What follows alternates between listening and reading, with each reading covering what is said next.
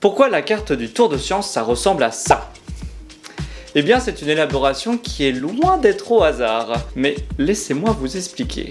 En septembre 2025, quand j'ai commencé à réfléchir à un trajet pour le Tour de Science, il fallait que je cartographie la science quoi, c'est-à-dire les laboratoires. Du coup, j'ai cherché une carte avec tous les laboratoires de France quoi, et j'ai pas trouvé.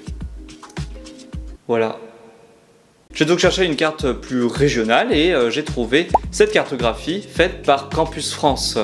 Alors évidemment c'est mieux que rien et c'est un bon début pour pouvoir ricocher vers les laboratoires. J'ai donc fait une autre recherche où là cette fois-ci j'ai fait par tutelle, c'est-à-dire CNRS, INSERM, INRAE et d'autres trucs. Et j'ai commencé à avoir des noms de laboratoires. Mais moi c'est pas des noms de laboratoires qu'il me faut, c'est surtout des adresses. Et c'est là où je me suis rendu compte du travail astronomique que ça allait être de chercher l'adresse de chaque laboratoire que j'ai. Et non, j'avais vraiment pas l'envie, le temps, les connaissances ni les compétences pour faire un programme qui allait faire ce travail pour moi. Et utiliser l'IA.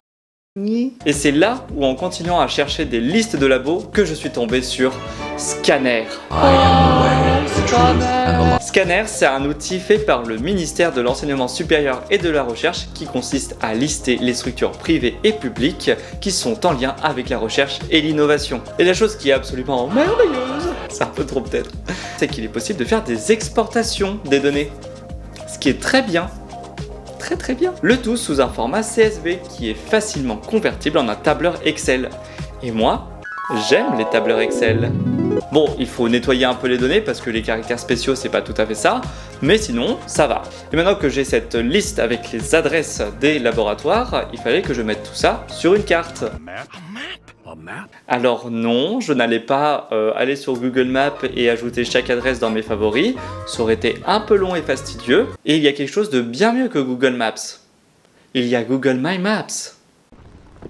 Ce que tu dis n'a aucun sens. Google My Maps, ça permet de créer votre propre carte en y assorant des bases de données, comme des fichiers Excel par exemple. J'aime les tableurs Excel.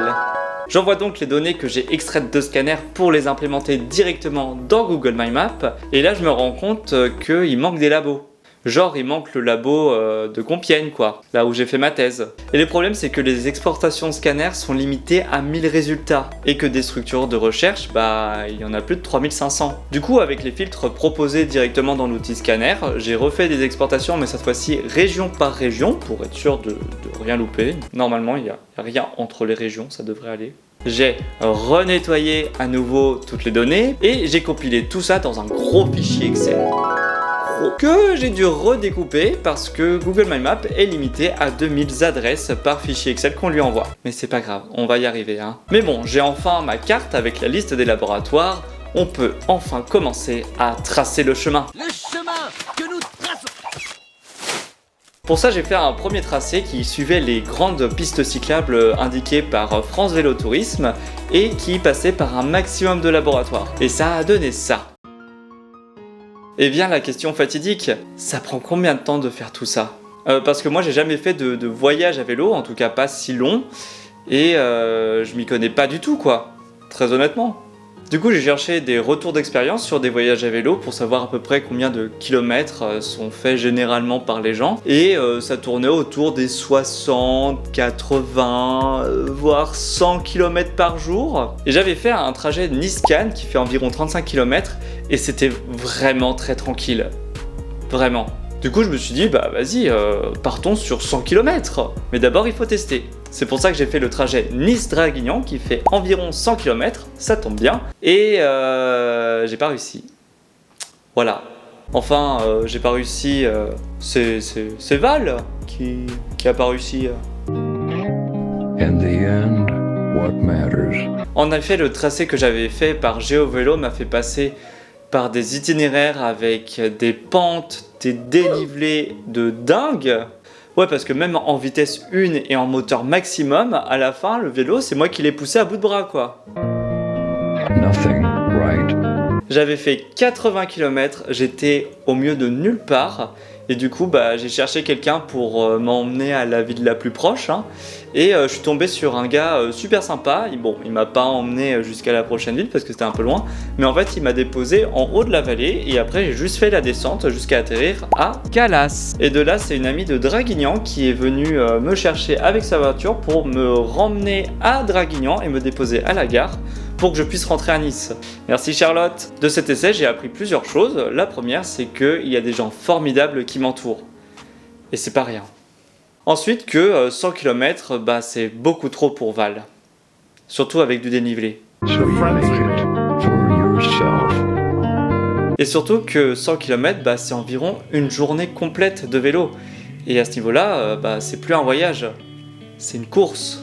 En effet, je suis passé dans des endroits vraiment magnifiques et en fait, j'avais tellement peur d'arriver trop tard à Draguignan que je n'ai même pas profité du voyage. C'est-à-dire que je ne me suis même pas arrêté prendre une photo ou filmer un peu alors que j'avais pris ma caméra et tout ça dans mon sac. You make your rigatoni pasta. De retour chez moi, j'ai refait mes calculs avec environ 60 km par jour, un rythme moins soutenu, environ une demi-journée de vélo, mais qui permet de profiter du trajet, gérer les galères, parce qu'il va y en avoir, et aussi faire des interventions occasionnellement. Et avec ça, j'avais un trajet qui allait du printemps à l'été, été compris. Vous êtes malade. Et je remercie le ciel parce qu'autrement je ne pourrais pas faire ça. Ce qui implique août. Or, la plupart des universités ferment pendant la première quinzaine d'août, ce qui implique aussi les laboratoires. Du coup, il fallait que je place cette première quinzaine d'août à un endroit où je n'avais quasiment pas de laboratoire. Et ça correspond entre Valenciennes et Metz. J'ai donc pris ça en compte pour quitter Valenciennes vraiment fin juillet et arriver à Metz mi-août, ce qui donne ce trajet. Alors vous noterez que dans cette nouvelle carte, il n'y a plus de tour pour le Tour de Science, ce qui est fortement dommage, surtout qu'il y a une magnifique ligne de laboratoire juste là, mais m'arrêter à chacun de ces labos pour faire un tournage, ça va ralentir le trajet et ça c'était pas possible. Du coup, tant pis, on n'aura pas tour pour le Tour de Science, mais pourquoi pas pour les détours de science plus tard. Teasing. Maintenant le trajet terminé, j'ai commencé à imprimer des cartes de visite pour commencer à parler du projet, mais aussi à tâter le terrain. Et la question qui est beaucoup revenue, c'est pourquoi tu passes pas à Bayonne ? C'est vrai, le Tour de Science, c'est aussi le tour de la France, quoi. Et là, c'est pas un joli tour. Bon, j'avais aussi de très bons arguments pour dire non, hein. Le premier étant que c'est moi qui pédale et du coup, c'est mes cuisses qui vont subir. Mais c'est vrai que ça m'embêtait un peu de pas aller dans cette partie de la France que je connais pas du tout. Et en plus de ça, on m'a donné des super contacts là-bas. Merci Barbara. En termes de laboratoire et de recherche, et du coup, on va renégocier tout ça, quoi. Du coup, j'ai refait le tracé et ça donne ça.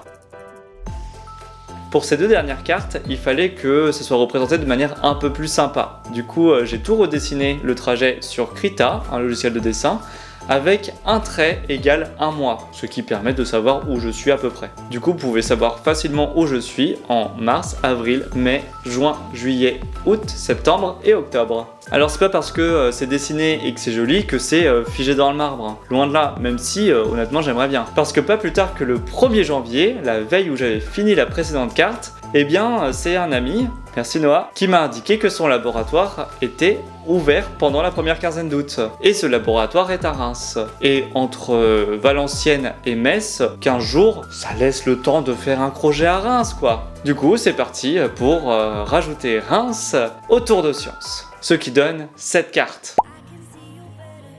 Avec des points d'intérêt, c'est-à-dire des labos, quoi, à Montpellier, Sète et Narbonne en mars, à Toulouse, Tarbes, Pau, Bayonne, Bordeaux, La Tremblade, Rochefort en avril, La Rochelle, Nantes, Redon, Lorient, Quimper, Sizune, Brest, Ploudaniel, Roscoff, Lannion en mai, à Saint-Brieuc, Saint-Malo, Rennes, Fougères, Cherbourg, Caen, Goustranville et Rouen en juin, Évreux, Cergy, Paris, Compiègne, Biache, Amiens, Boulogne-sur-Mer, Calais, Dunkerque, Lille, Valenciennes, Maubeuge en juillet, Laon, Reims, Châlons, Troyes, Robert-Espagne, Metz, Nancy, Strasbourg, Colmar, Mulhouse, Montbéliard en août, Besançon, Dijon, Lyon, Valence, Grenoble, Avignon, Arles, Aix et Marseille en septembre. Et enfin Toulon, Sophia Antipolis et Nice en octobre, histoire d'arriver pile pour la fête de la science.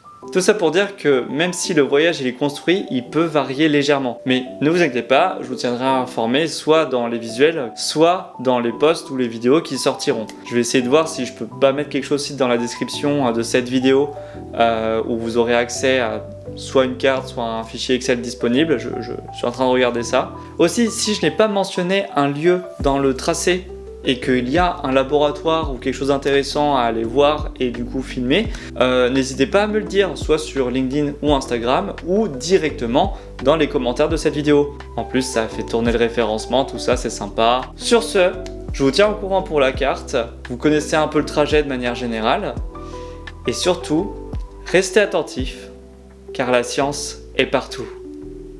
Salut!